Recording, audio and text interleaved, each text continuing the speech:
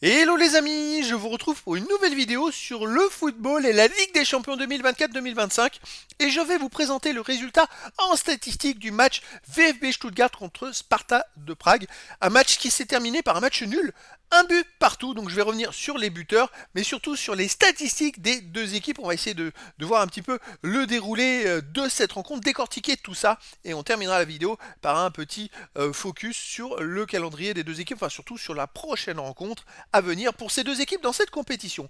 Alors donc, Stuttgart a fait un partout contre Sparta de Prague, c'est presque une contre-performance. Moi, ça m'a surpris parce que c'est vrai qu'au premier match, ils avaient perdu au Real Madrid 3-1 en égalisant et en dominant le Real à un moment du match, et que là, je m'attendais pas à ça. Je pensais qu'ils feraient le boulot. Surtout qu'ils ont ouvert le score à la 7e minute par Millau. Et là, je pensais qu'ils étaient lancés. Et non, le Sparta de Prague a égalisé à la 32e par Kerinen. Et finalement, le match se termine par un partout. C'est vraiment pas intéressant pour Stuttgart. Un seul point, un match nul. Comme j'ai déjà dit, les matchs nuls, ça va pas être intéressant. Et donc voilà, on va s'intéresser maintenant aux statistiques des deux équipes. Et pourtant, Stuttgart a ultra dominé le match. 76,5 de possession de balle à 23,5. 681 passes tentées à 213. 604 passes réussies à 131. 88% de passes réussies à 61%. Je crois que c'est le plus faible total de pourcentage de passes réussies depuis le début de la Ligue des Champions. 18 occasions à 8, 26 tirs à 14, 10 tirs cadrés à 3, 10 tirs contrés à 5. Par contre, 2 poteaux à 0 pour le Sparta de Prague. Alors ça, c'est une surprise. Je suis un peu étonné parce que le Sparta de Prague, finalement, a eu peu la balle, mais alors quand ils l'ont eu, ils ont été quand même assez efficaces, ils ont été capables de faire quelque chose. Les hors-jeux, 3 Stuttgart, 1 pour Sparta de Prague.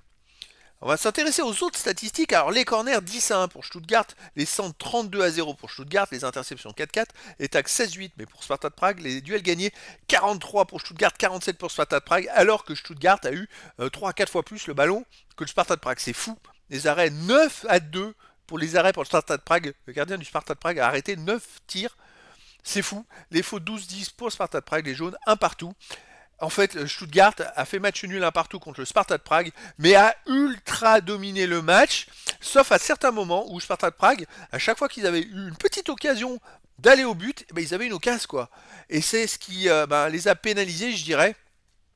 Et malheureusement pour Stuttgart, c'est un bon nul pour Sparta de Prague, même si je pense pas que l'équipe ou qu'elle aura beaucoup de mal à se qualifier. Mais là, Stuttgart, c'est vrai qu'en deux rencontres, ils ont qu'un seul point, alors qu'ils jouent bien, quoi. Ils jouent bien au foot. Et donc voilà, c'est un démarrage catastrophique, un match catastrophique pour Stuttgart mathématiquement. Alors les prochaines rencontres, Stuttgart jouera le 22 octobre à 21h et ira jouer à la Juventus Turin.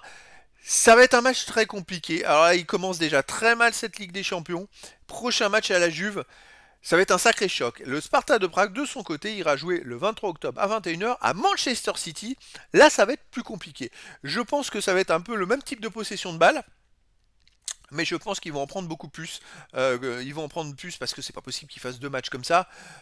Sans prendre une valise, ça me paraît improbable. En tout cas, voilà, c'était la présentation en statistique du résultat du match VB Stuttgart-Sparta de Prague, un match de la deuxième journée de la Ligue des Champions 2024-2025 et qui s'est terminé par un match nul, un but partout. Voilà les amis, je vous dis à très bientôt pour une nouvelle vidéo.